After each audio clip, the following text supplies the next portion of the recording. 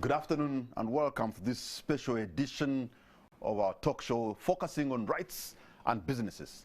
The government of Uganda is a signatory to the United Nations requirement whereby there should be observance of rights in businesses but also in government entities. So tonight we'll be looking into that issue. How can this be handled? So the people who are working, their rights are also respected and not violated. Let me introduce my panel who have made it on time today.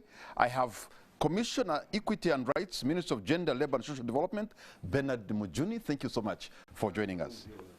Okay, we have Mr. Joseph Vyomuhanji from the Initiative for Social and Economic Rights. Joseph, thank you for joining us. Thank you so much, Patrick, for having me. Good afternoon, viewers. And we shall also be joined by Ruth Sekindi, who's Director Monitoring and Inspection, Uganda Human Rights Commission, and she'll be joining us shortly. Let me begin with you, Commissioner. Yes, the issue of rights is key, but when you talk about the business and observing rights, and now you just want, government wants to make sure that happens. What has been the situation like? What are you trying to solve? Well, thank you so much, Patrick, for having me this afternoon. First of all, there has been observance of human rights, yes, by businesses, but there hasn't been a framework or a guiding principle or standard that can be cross-cutting for all business practitioners. So what this National Action Plan on Business and Human Rights does is to set a common standard that you can use to measure or to evaluate, call it a standing point for you to say, yes, I am conducting business, but I'm also observing human rights according to this standard. So, but much more importantly is that we've been having a lot, it's much more than just at World of Work, it's about the business operations, the entire ecosystem of business operations, be it infrastructure development, road construction, large-scale agriculture, issues to do with child labor, issues to do with, respecting contracts, it's a whole process. But we've always had something called the labor laws. I thought that those are enough to give somebody protection. If they are violated, you can refer to them. After all, you have even a contract, and that contract is that binds you between the employer and the employee. Exactly. There are labor laws, yes, but you know that the standard of labor law is not, yes, there's labor, but while working, then you find other things. You find the environment. That's what this National Action Plan does. That, yes, you can respect labor laws, but if you violate the right to healthy environment, it might not be a labor right, but people are being affected. So what is the importance of having a contract? Because I thought a contract would determine the kind of environment you're going to be working in, but also what the pay and the terms and conditions. Yes, but with COVID, for example, contracts became nothing. You had to stop working, that is it. There's a lockdown. Stay home, that is it. But was the contract still tenable? So isn't that understandable? It is understandable, but you see, people take advantage. You see, every time a contract or discrimination takes place, someone else benefits from the same. And every other person is interested in manipulating the other. If anything, actually, one would use free labor, if that was available. But you must make sure that you respect the labor laws. Now, what this National Action Plan on Business and Human Rights does is to rationalize, to create a basic minimum standard. Even those who do not have, who are not observing labor laws at work, there is a fallback. Okay. Joseph, how do you ensure these minimum standards are followed and no one violates them if the employee does not make a complaint? How do you get to know? Thank you so much, Patrick, for asking that question. How do we get to know? And that's really the beauty with us having a National Action Plan on Business and Human Rights. Its strength is in the coordination of all stakeholders when it comes to issues of business and human rights. And to give my submission context, I would love to remind the viewers that Uganda is a private sector-led economy. We have aspirations to attain a middle-income status. What that means is that we have very many development projects, infrastructure going on across the country, from hydro dams to road constructions. We have very many business enterprises. Recently, Kampala is no longer the city we have as a country. There are very many other cities across. What that means is that business enterprises are going to expand. So we look at the interaction of this business enterprise and the human rights of the people that they employ, of the people that are hosting them. Remember, in this country, land is owned by the people. So the development projects we're having, we are not yet at that level where we invest in the sky. We invest on land. So when a business enterprise is coming to your village, I don't know the name of your village. Ngezi. Ngezi. Yes. When there is a development project, let's say Commissioner Mjuni he has gotten money from the bank, is going to come and put up a big farm, a ranch. He wants to export beef to Saudi Arabia. Your family is going to be affected because he needs a big space. You have to give way. What is that interaction at that level? Are you able to consent to giving up your property to this business person? What kind of value are they bringing to you as a host community? Then when he establishes in your village, there is what we call the value chain. There will be people that are supplying probably his employees food, people that are supplying water or anything. I just want to know how this new initiative becomes a game changer, because I'm still being protected by the laws of Uganda. Nobody is going to come on my land without my consent. You can't. If there's a government, you'll have to compensate. So how does it change the game? The game changer is in the fact that now the discussion of business and human rights is brought together in a policy document of government. It is coherent. So all stakeholders now know when it comes to issues of business and human rights, this is the go-to document. What does it guide us on? Because previously we've been having labor laws, for example. You're looking at the situation of people working in these business entities. But to what extent have they achieved? Okay. And from the Commissioner will speak to this, but the government of Uganda underwent a regulatory impact assessment, looking at all those things. Yes, we have these laws. What if we do nothing? But investment is coming at a terrific speed, so regulation has to catch up. And that's why we have this National Action Plan on Business and Human Rights.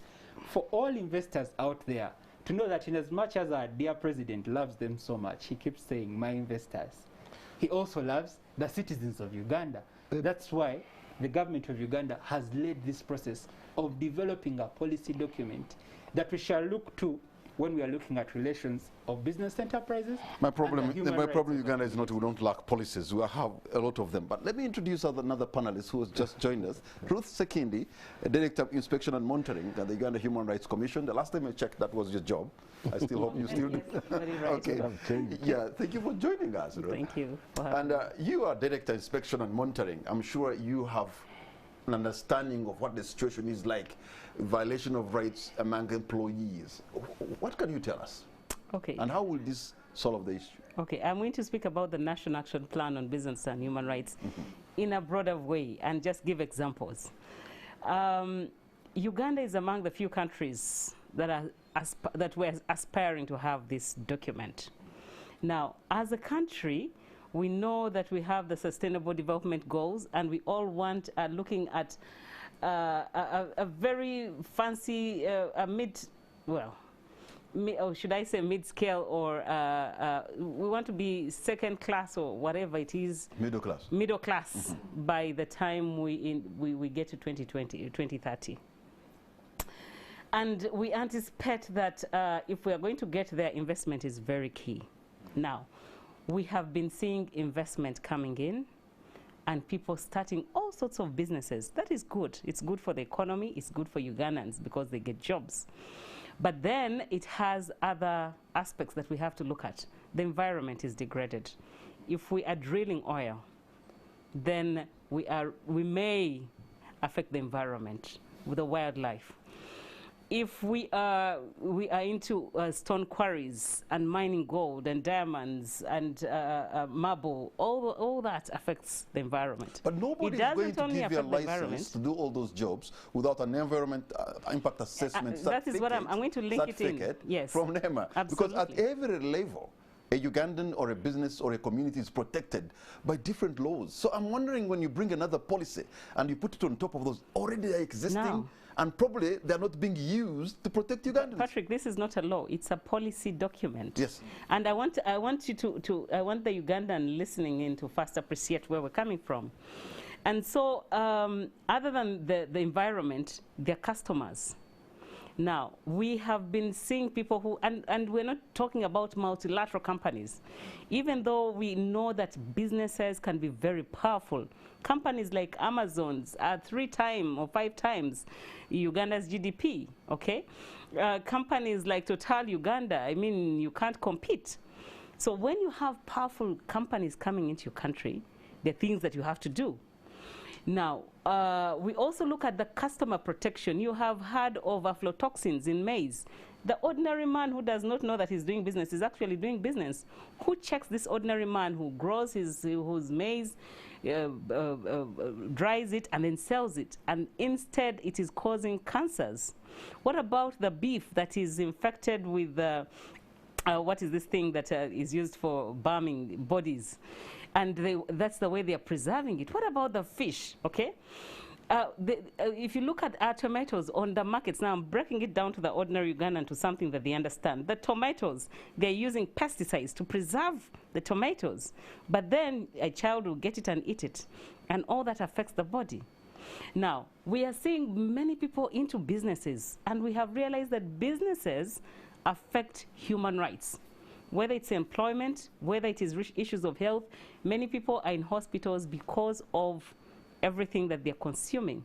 What about the environment, the pollution that we are seeing? Now, there are laws that we have. But as a country, you have said we have excellent laws. But what about enforcement? And we realize that there is discoordination amongst the institution.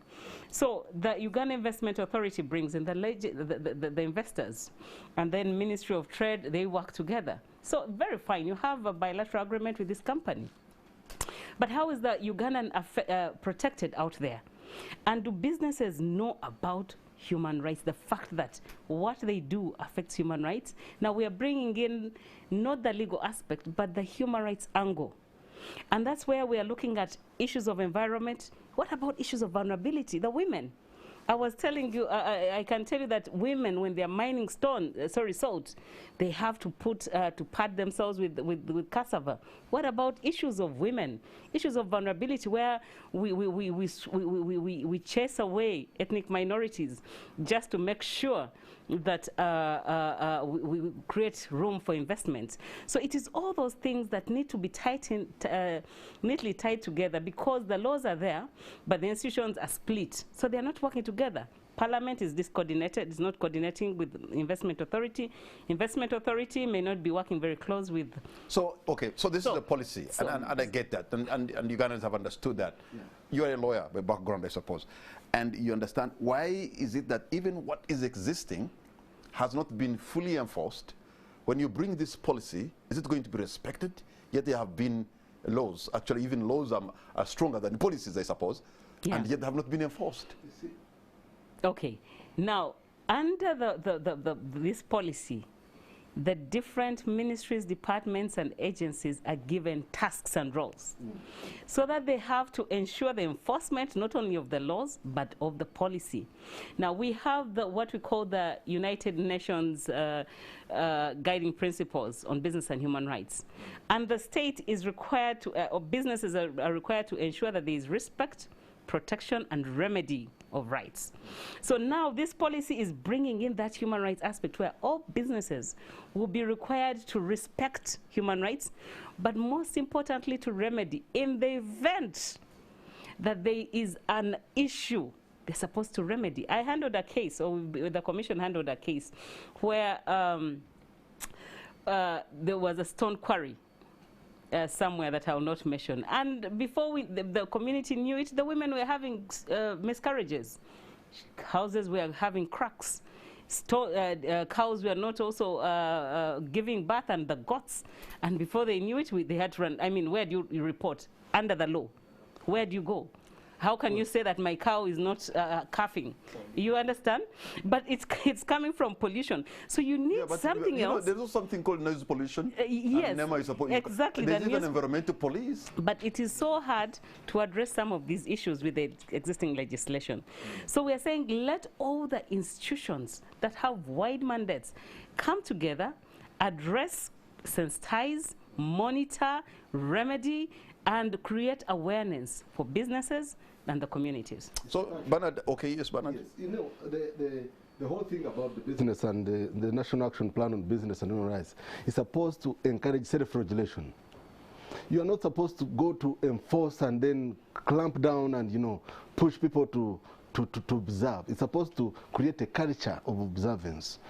You see, it's supposed to look at people profit. Don't put profit before people. Otherwise, you'll just exhaust the human resource and then you'll be a bad, irresponsible investor. It's looking at responsible investment. Are you eliminating child labor? Are you addressing issues of gender equality at world of work? Are you considering, for example, post-trauma now under COVID stress? Are you giving psychosocial support to people probably who have people living with HIV/AIDS? Are you helping them to access medical care? You know, these are some of the tenets, but much more importantly is that it looks at corporate social responsibility, which is actual and which is legitimate. Some of the entities might manipulate their corporate social responsibilities to promote brand equity, to enhance their brand at the expense of the vulnerable groups, for example. And then it's looking also at the first prior and informed consent. You are going to invest, yes, you want Mabira Forest, okay, for example, okay? So what do you see that actually it balances off with the environment vis-a-vis people's interests? Is it a responsible investment? You want Bungoma, okay? Is that making Bungoma, sense? Bungoma. Bungoma Yeah, Forest. Bungoma's forest. Which actually Okay? is in the news right now. Exactly. Is it making responsible investment? Okay? So this is the balancing scale.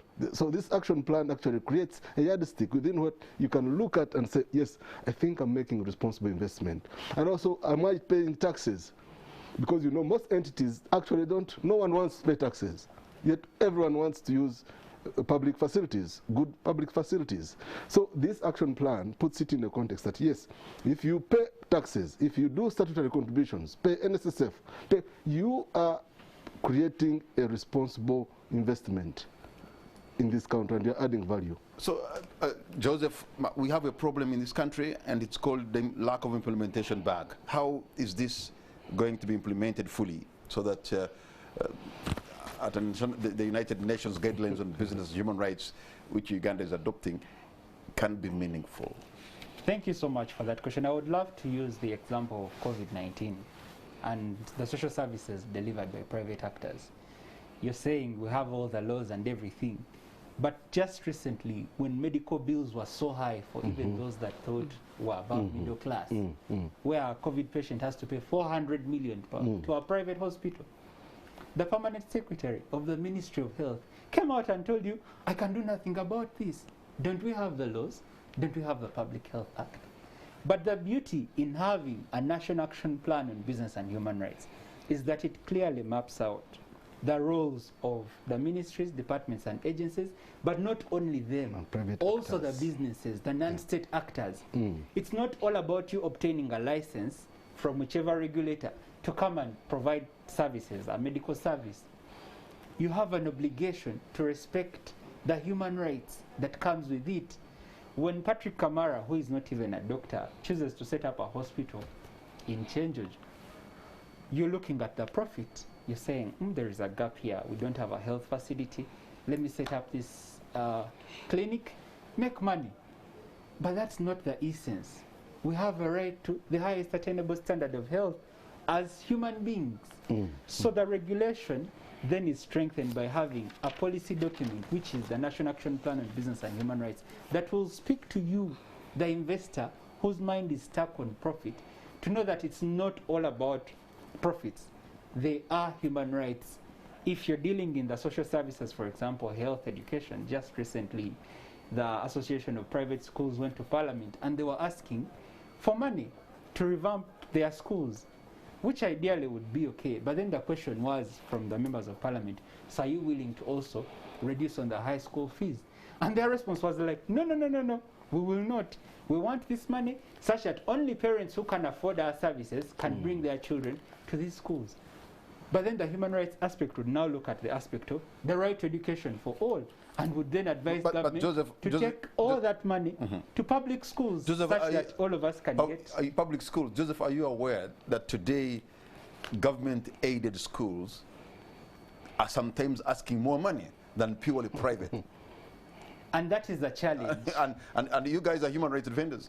Government-aided school asking for more money than private. That is the greatest challenge we are having. Currently, we are having engagements with the Ministry of Education to regulate the sector. It has been a big gap. It's very embarrassing to say that the duty bearers are actually also private owners of these schools. So who then does the arbitrating?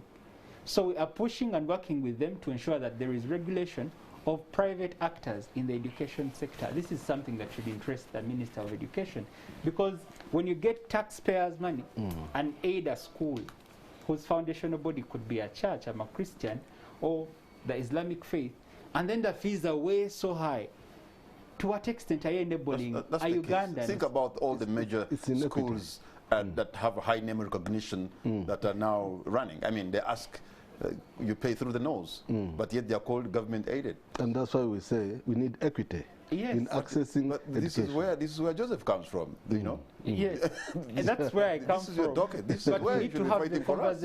We need to have this conversation because businesses are always place profits above everything else. With this policy document, now we shall look at the aspect of human rights and look at this interaction of the business enterprise vis-a-vis the rights of Ugandans. So, Ruth, if this National Action Plan on Business and Human Rights eats into the profit margin of an investor, will they have one issue? When we talk human rights, under human rights principles, there are elements of human rights where the state is required to respect, protect, and fulfill rights. Now, in the protection of rights, the state or government is supposed to protect us Ugandans from third parties, including businesses. For example, you saw during COVID, the COVID situation, how many Ugandans could afford $1 million per week to attend to a patient? Because they felt that the private hospitals were full, and sometimes they're looking for quality and privacy. So they opted for private hospitals. Unfortunately, the private hospitals were very expensive. The same scenario goes back to education. How many people can afford a good school? And but yet, if you can pause there, are you aware really, gentlemen and lady, that the health system has always been like that? That has always been expensive, but that because when COVID came in and everybody was going to the hospital, then we got to know what was happening. It has always been hard for somebody to get admitted in a private hospital in Kampala for a week. You can even sell your land. That has been the issue. Only that now people in positions of responsibility have realized, okay, this is what we've been going through. I'll use, I think I was with you when Professor Mbazira, my good friend, argued that Ugandans for a while have been finding solutions to their problems. So that if the health sector is crumbling or having issues, they know that I can use my money and find a solution by going to a private hospital. If the education system, I think, is not sufficient, we can establish a school and we take our children there. But I think the state has to take back, and I'm glad they are doing so, to take back their role in ensuring quality. And back to the issue that you were raising, when we're saying that we should not leave anyone behind, the state has a duty of care towards the Ugandans. It has a duty of care to ensure that Ugandans are protected against third parties who exploit them. So if we're talking about leave no one behind, we should ensure that all children, wherever they are, access the same quality education, no matter the remotest village that my grandmother lives. It shouldn't really matter. What matters is that if you decide to go into a public sector where you're offering a service, the quality and the cost should not be exorbitant. So that is why we're saying let government moderate and regulate the prices of some of these things. And that if you venture into a sector where you're offering a service, or whatever it is, to the public, quality matters. Make sure that you do not harm your customers. Make sure that it does not affect the environment. Make sure that women and persons with disabilities are not ignored, they are brought on board, so that we don't have any groups that are left behind. So it is the state's duty, and that is why government signed off, or cabinet signed off, this National Action Plan, because it is a linkage in ensuring that when it comes to businesses, there shall be a holistic approach. All MDAs will be involved. So there is accountability and assurance of quality and good services for all. Most of the businesses we have, small scale and all that, some of them are very informal, you know, and employing people. So how do you even look at those, capture those who are informal? There's too much informality in Uganda, Bernard. Yeah, but you know, Patrick, that informality does not make you illegal, okay? It is still impacting on human rights of the people. And the informality we are talking about could be the precursor to disaster to the community at the same time if they don't comply, because that means they'll bring substandard goods to the market, you'll consume. They'll bring lira, changai. They'll take it, you'll go blind. If They'll bring rock boom, and it will burst your heart. Is it rock boom or sorry? Not rock boom. No. Something of that nature. Okay, I withdraw that. I could be sued, and I can't pay $1 million here. So, but what we are talking about is it enhances corporate governance. It enhances equitable business, you know, approach to profitability. You know, it makes sure that even the small players, government recognizes them in their way, the way they are. Okay. It doesn't leverage them. So, Joseph, against the high standard like other big players. The National Action Plan on Business and Human Rights sounds so good, but I'm wondering how the government foot soldiers are going to find people in plantation agriculture, or maybe they're going to find that maid who is working. I can imagine every home in this Kampala has maybe a maid who have been turned into beasts of burden. How do you get to them? Thank you. I wanted to first respond to the question of the cost. With you respecting human rights, it's a cost, so it reduces your profit margin as a private actor. And make it clearly known to our viewers and you, Patrick, that when you look at human rights as a cost that you don't want to incur, then the question of sustainability of your business comes into disrepute. The moment you don't respect human rights, then your employees are going to try to destroy your materials, they're going to try to cheat you. You have to hire military men, private soldiers to come and protect your business, which is not sustainable. So to speak about the question of sustainability, just like processing plants look at raw materials as a cost, the need to respect human rights requires resources. So in the business plan out there for any investor seeking to come to Uganda, or those that are local and are working here, you need to look at the aspect of complying with human rights as a necessary cost, because without that compliance, we don't have sustainability. The moment you abuse people's rights, you have seen conflicts that result from land eviction. When you evict a whole village to put up a sugarcane plantation, for example, people will retaliate. And your money, your $1 million that you would have put there in a processing plant and putting up in the plantation will go to waste because you're fighting. The easiest way to obtain a social license for private actors that are setting up businesses across this country is to respect human rights. That way, the business will live in harmony with the citizens. You know, Patrick, one time we were in Ntungamo celebrating Labor Day, and then the Ntungamo Kabale Road was being repaired, tarmacked. But almost 30% of the materials for the roads were being stolen every day by the people, by the communities, because the people thought this was not their road. It was the company road. Just the way you have had, these are oil roads. You see, when you don't put people at the core of investment, you risk. I don't know what you can do for people like those. You risk. Whether you explain to them. No. Because it's about, I mean, those are lack of value in the community. Business plan. This business plan. Look, this business plan stipulates that before you put an investment, even a project, make sure people buy into it. Let them know that this is their road. It's not oil road.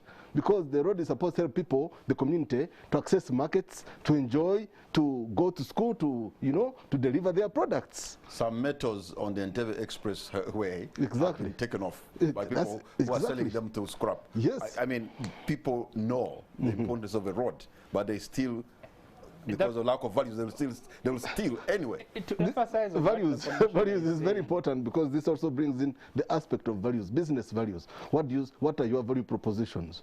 As a business entity, what do you stand for? So, and as much as you know that you're going to make money, make profit, let the people be part of it.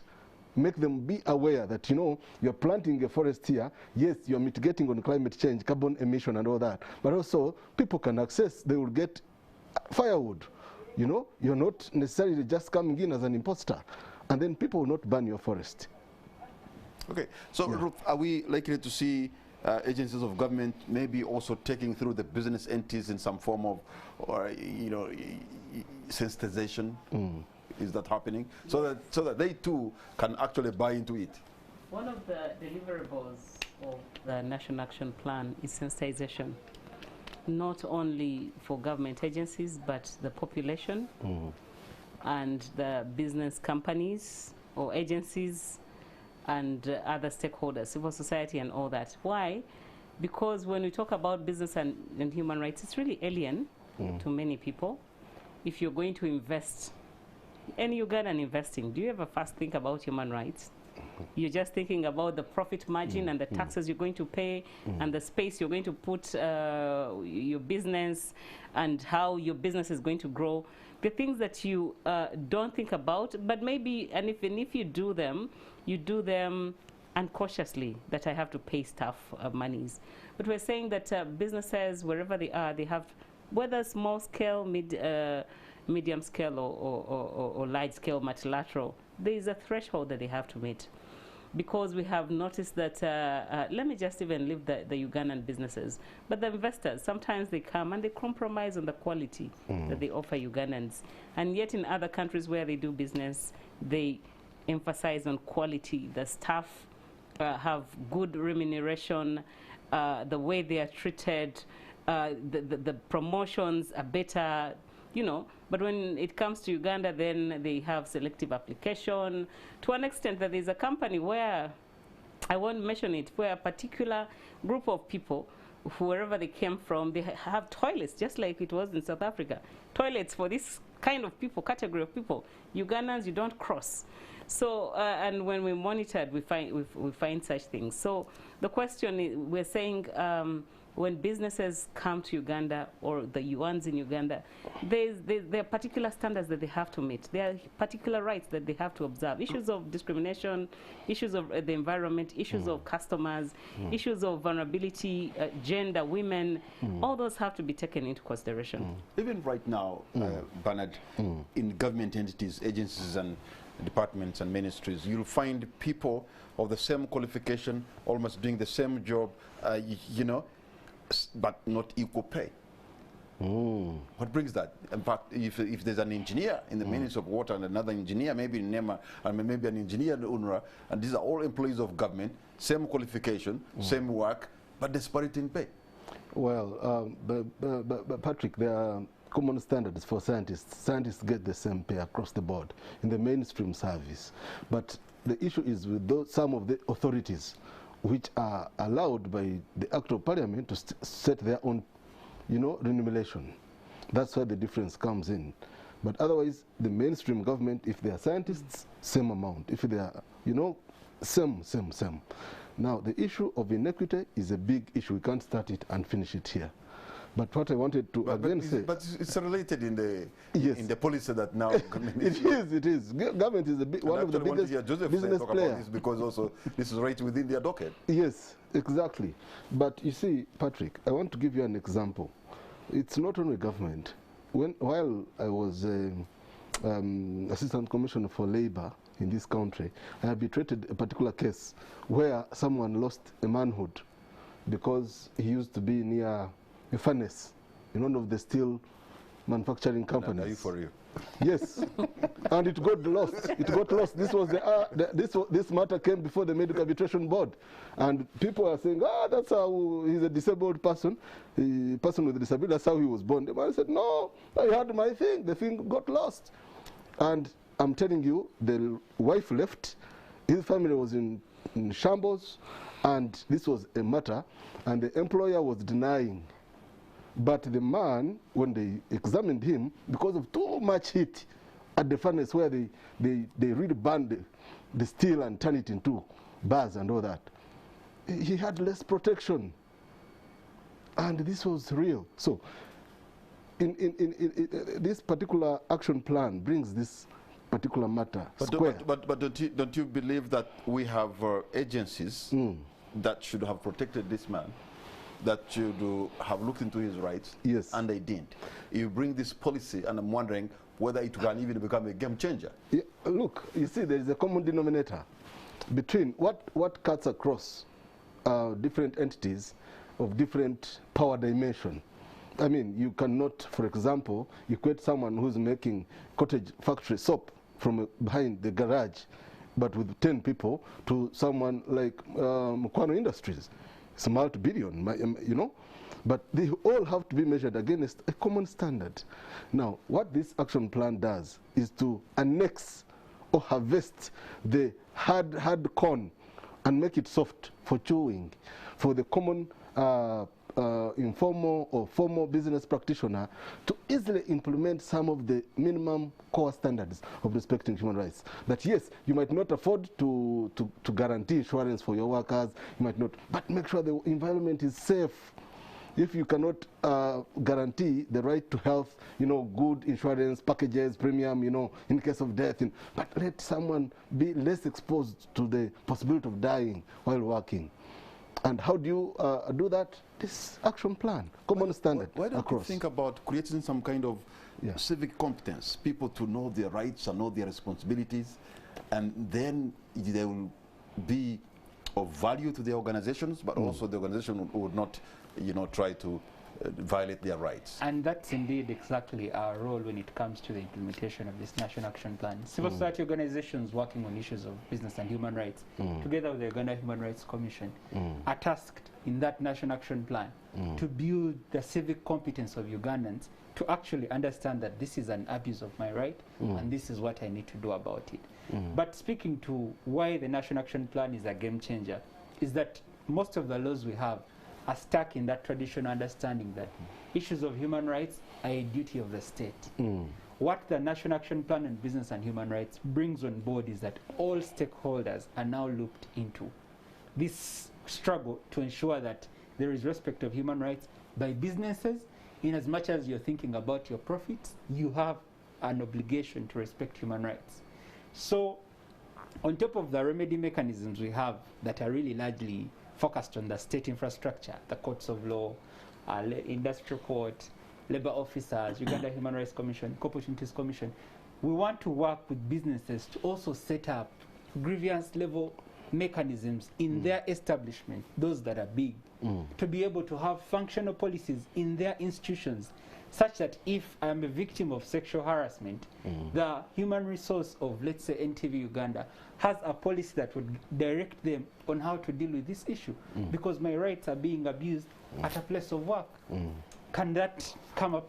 That's the game changer that the National Action Plan on Business and Human Rights is bringing, that we are moving away from the traditional reliance of only the state. You talked about all the laws that we have that utilize squarely on the state, and you, the investor, you're left scot-free. Now this action plan on business and human rights brings you on board and spells out your duties and responsibilities. Ruth, what I have seen is that some people, those who have businesses, would want their employees to be paid casually, you know, instead of, in that way, you are denied the pay as you earn, you're not doing NSSF and stuff like that, because for him, you think that's okay. So how do you ensure that they are not just casual laborers who are just getting wages, but they're being paid a salary that has all the other things that follow a salary? Well, unfortunately, what you have said is a reality. Many companies actually use this. They think it's a trick, but everyone can see right through them. Because when you employ casual laborers, then you pay them less, and you can fire and hire as quickly as you can, okay, without any benefits. So, and they are not adequately protected. So the National Action Plan looks at all these issues when it comes to labor rights, and it requires businesses to ensure that there's a contract between the employee and the employer. And the other MDAs are supposed to enforce, Ministry of Gender will have to enforce that. And also the respect of workers at the workplace. Can they form trade unions? Can they come together? Is there collective bargaining for these people? Because I know that many, particularly security agencies and other companies, they always hire people and they call them casual laborers. But you have been there for 10 years, 5 years, 2 years, and you're still being recruited as a casual laborer. So we shall go back still, because of course companies want to maximize profits at the expense sometimes of the persons they use. Without a care in the world. So we'll have to ensure that there are minimum standards that all companies have to observe. You know, there's another... And that there's adequate monitoring and supervision to ensure that they comply with these standards, and that they themselves start the self-policing, where they check themselves, and there will be, we anticipate that there will be human rights. They check themselves, compliance of all companies, the cheapest. And yes, the cheapest that can be. So with time we'll start small, but we think that since we are aiming at 2030 agenda, and we are developing at a very good rate, the companies will comply with time. It may be a bit biting at the beginning, but since they are also involved in the processes, there will be a mutual understanding and discussions. We believe that they'll comply, and very soon Ugandans will be protected and we'll have a better country. There's another trick I seem to have noticed, Bernard. Yes, companies will outsource maybe the job of general cleaning, and then so somebody is hired to bring the cleaners and he deals with them on the, alone. So you pay an individual who brings in his people. Yeah. How do you relate with this? Oh yes, yeah, labor outsourcing or recruitment is been there for time immemorial. We tried to deregulate, but we found it was necessary to create a minimum standard. And as every other company that does HR or human resource recruitment is licensed by Ministry of Gender, Labour and Social Development, the framework is very laid out, clear. Now, yes, it has been there. Outsourcing per se wouldn't have been a bad practice, because then it helps you to bring specialization. Because probably casual laborers, if they were to be part of your day-to-day MD role, you would have a headache, you'd collapse. Even your HR wouldn't sleep every day. So what you do, there's always a specialized company which purely manages labor. It is outsourced, it is supposed to generate. By the way, some of the outsourced companies head up to ensure compliance to labor laws, because HR companies then have to file returns, because the main employer must also file returns. You are invoiced, and that means it increases revenue tax base. So hitherto, that casual labor section was somehow relegated in between there. So it has helped the government to get more taxes from these companies, but also to ensure NSSF compliance, pay as you earn, unless otherwise if they're below a threshold. So, but as you know, any middle person always want to cut into the profit. And when they cut into the profit of the casual laborers, it becomes hazardous labor. Okay. So, Joseph, I can see now this would also require the issue of a minimum wage. And yeah, if you're going to talk about rights, then minimum wage should be embedded in this action plan, is it? True. The issues of labor from the regional consultations across this country surfaced, and the need for a country to have a minimum wage was one of them. Currently, the Commissioner will speak more to this. They were tasked by the head of state to conduct a study and come up with sectoral minimum wages. In the opinion of the head of state, it can't work that we have a flat rate cutting across all sectors. So the extent to which the government of Uganda has executed that role, the Commissioner will speak to it. But it's one of the key issues that Ugandans raised during the consultations. How is it going, Bernard? Yes, thank you so much. The ball always comes back. And the issue of minimum wage is such a hot potato that once you touch it, you can't leave it without you burning probably your finger. But we've done as directed by HE, the president, and wisely, he had a very, very fundamental point, because you cannot be unilateral in terms of minimum wage. People in the oil sector are not the same with the agricultural plantation, and the same cannot be in telecom. And so we've done a mapping with the EPRC, Economic Policy Research Center, Makerere University.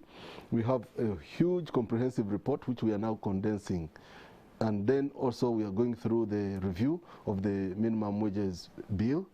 There's a whole robust kind of legal and policy framework and programming part of it, because minimum wage impacts on the consolidated fund, and you cannot go without the parliamentary approval. But don't you really see a relation between the minimum wage and the National Policy on Business and Human Rights?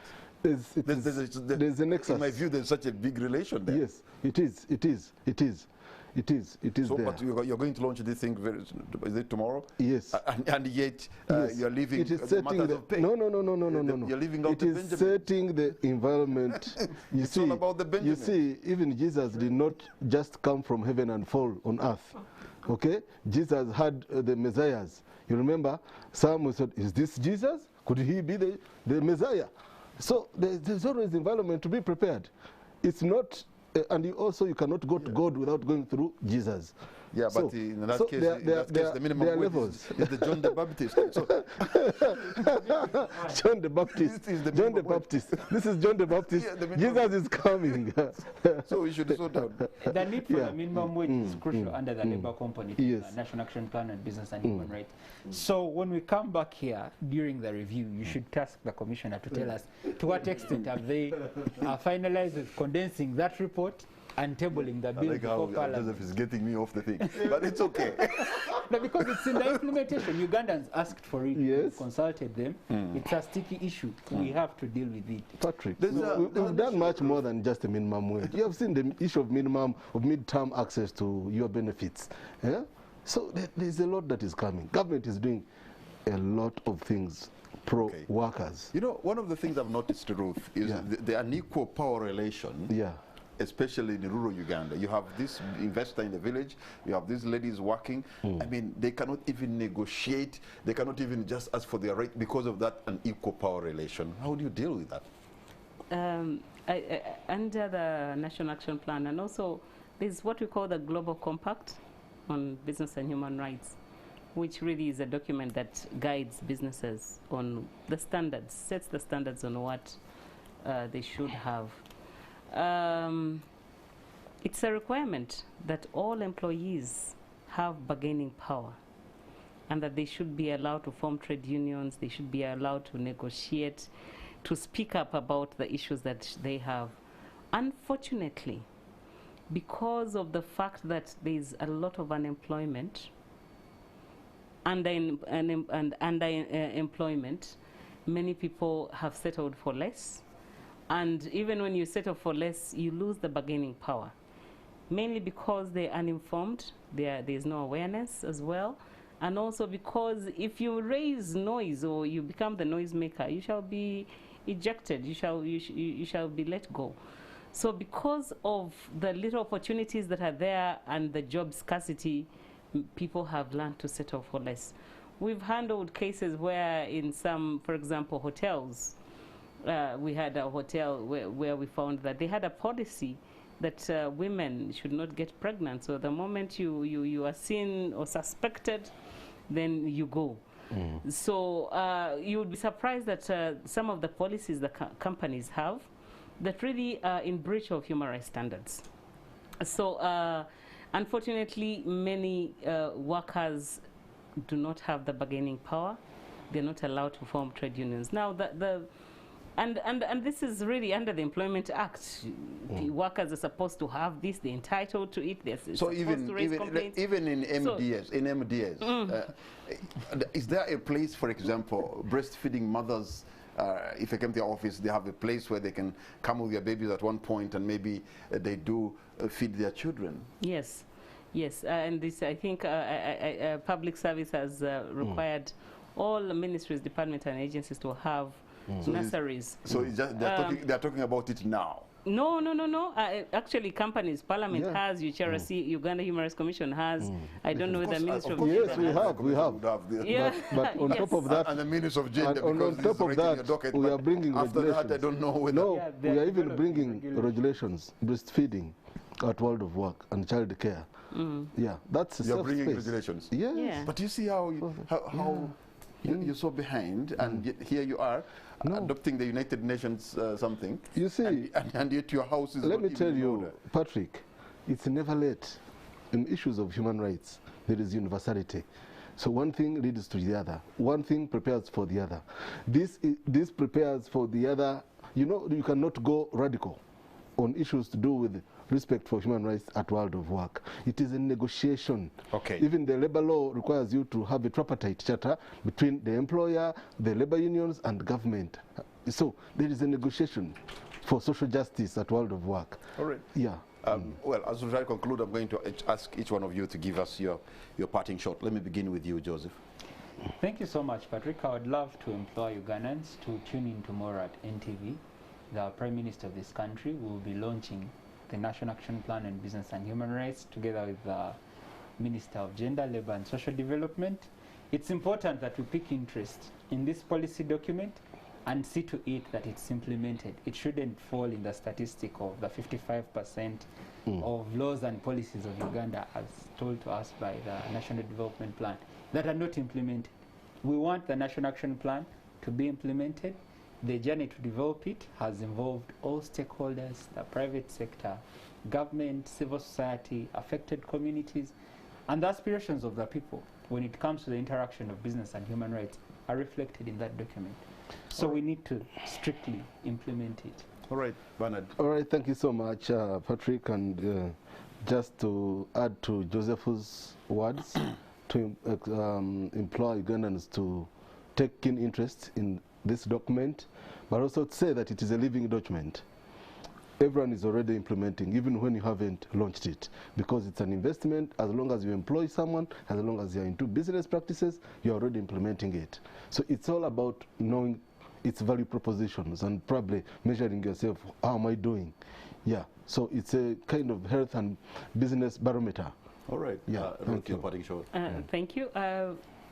For me, I can only say that for once, Uganda has adopted a document that is not law, but a policy that brings business and companies on board, where they can measure themselves, where will ensure that they remedy the wrongs, where will ensure that they observe human rights standards wherever they are. I think this document eases the monitors and the work of different government itself. We keep lamenting about issues of companies, and yet many times they're untouchable. This time round, we can work together with businesses to make investment better, a better place for us as a country as we aspire to the 2030 agenda. Thank you. Ruth, Bernard, and Joseph, I want to thank you so much, gentlemen and lady, for your time. But most importantly, I want to thank you for your insight, and I also recognize your passion in the protection of human rights, which is good. I think the National Action Plan on Business and Human Rights is a good policy. Let's embrace it, because I think it will help the individual. It will help the organization, it will help the community, and help the country. Good night, and God bless Uganda.